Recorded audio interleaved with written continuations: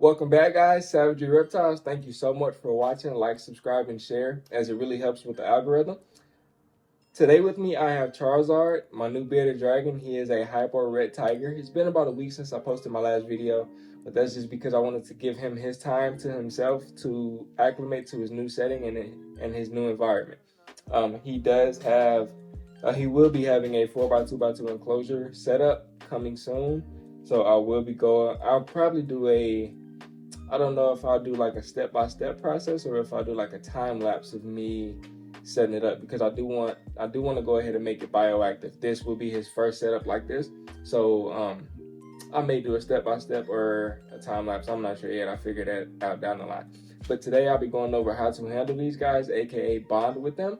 So the first step that I would take is give them some time to settle in, as you should with any reptile that you get. So you guys hear me go over and over about that when it comes to getting new snakes. Snakes is kind of different. Their process of allowing them to acclimate typically takes a bit longer, somewhere between 7 to 21 days. These guys about 5 days, about a week, and then they're good to go. He was actually a bit shorter because the person that had him before me did a very good job with handling him. And when I picked him up, he was very sociable.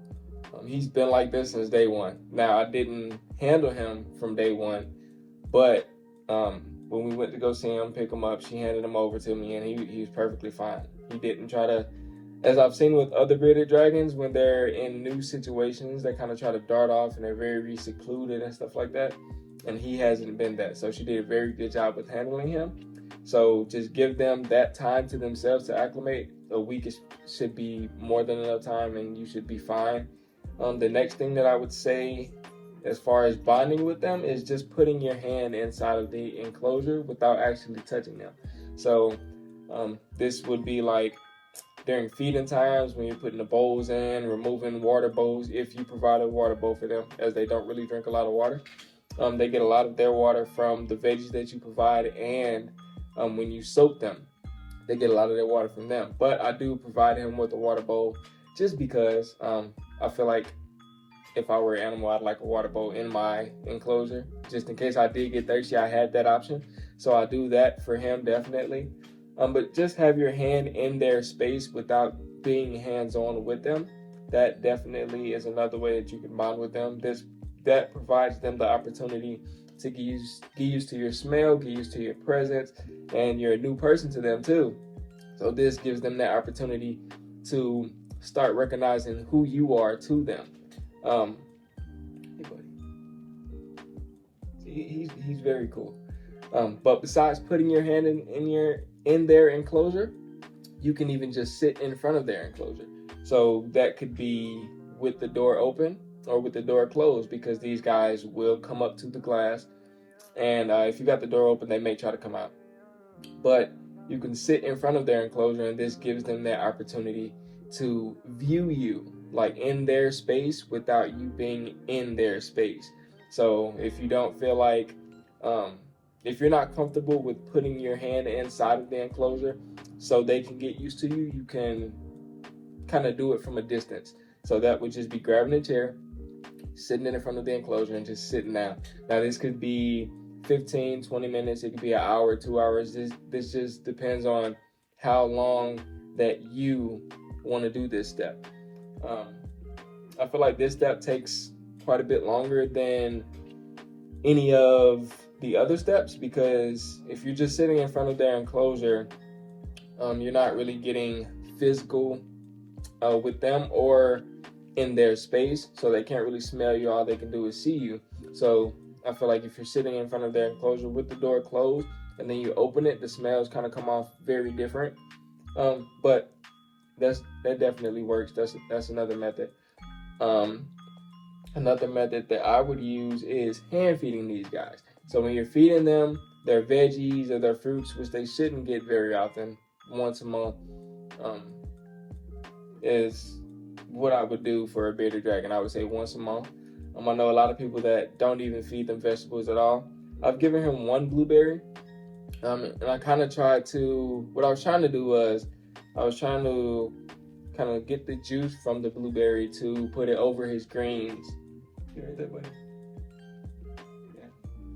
trying to get the blueberry from, I'm sorry, I was trying to get the juice from the blueberries to put it over his veggies because he was kind of being picky with them. He didn't want to eat them, and I tried the insect trick to where you, instead of feeding him his insects separately, you feed them in the veggies.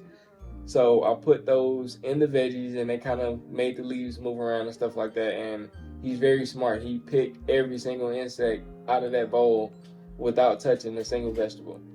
So he's very smart. So another method that I saw was, try to get some fruit juice, some natural fruit juice. You can either squeeze it out of a fruit or you can buy it. I wasn't buying natural fruit juice just because I'm not 100% sure what's in there. It could say 100% fruit juice. I don't know that. This came from a factory. I'm not taking that chance with this guy. It's not happening. I took a blueberry and I squeezed the juice on top of his vegetables. And then after the juice was gone, I hand fed him a blueberry. He took it, of course, with it being a fruit. And he still never ate the vegetables, even after putting the juice on it. So it's just like, these guys are really smart. If they don't want to eat it, they're not going to eat it. But then again, they're not dumb enough to starve themselves. So what I noticed was I stopped giving him the bugs temporarily, and I just offered him his vegetables with the calcium on it.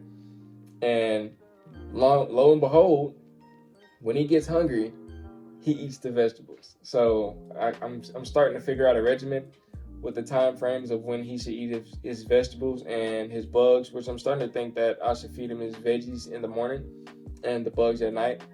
But we'll figure all that out down the line. But you can hand feed these guys. That's another method to bond with them, especially if they're eating bugs at the time. Especially if you got them on a regimen, like I just said, veggies in the morning, insects at night. At nighttime, you can hand feed them their bugs.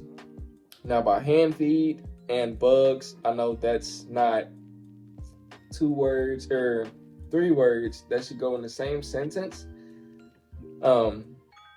So if you're not comfortable with hand feeding bugs, like me, I'm not gonna hand feed this guy bugs. Maybe a mealworm or something. But those humongous dubia roaches and the hornworms and super worms, no. But if you don't feel comfortable using your bare hands, grab some gloves, or you can use tongs. Now, I wouldn't use extremely long tongs to where you're still kind of far from the bearded dragon, because it's not really hand feeding them. You're feeding them with tongs, but he's not really close to you. So I'd find some medium to short tongs and take that route, and then I would consider that hand feeding. I'm trying to think of another one.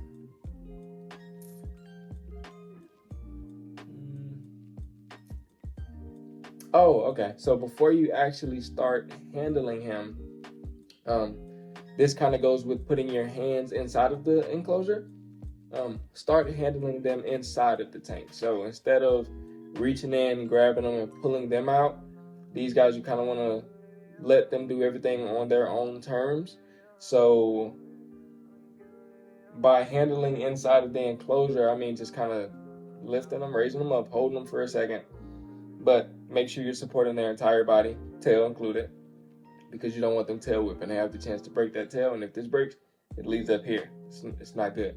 So lift them inside of their enclosure, hold them for a bit, maybe 10, 20 seconds, put them down, and do that daily.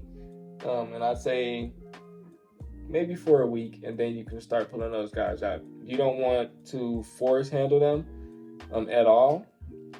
What's going on, man? He's very active. He is very active. We're 9 minutes in, and I'm surprised he sat up here this long. This guy is very active. And one thing I've noticed is that they kind of have like a dog-like mentality for sure. They're very intelligent animals. Definitely. Yeah, there he goes. Yeah, but handle them inside of their enclosure before you actually start pulling them out. You don't want them to feel like anything is forced. You don't want to go in pulling them out on anything, especially with them having their long dagger claws. You can rip those out. So kind of just let everything happen on their pace. But other than that, that's pretty much it, guys. At the end of the day, take care of your reptiles.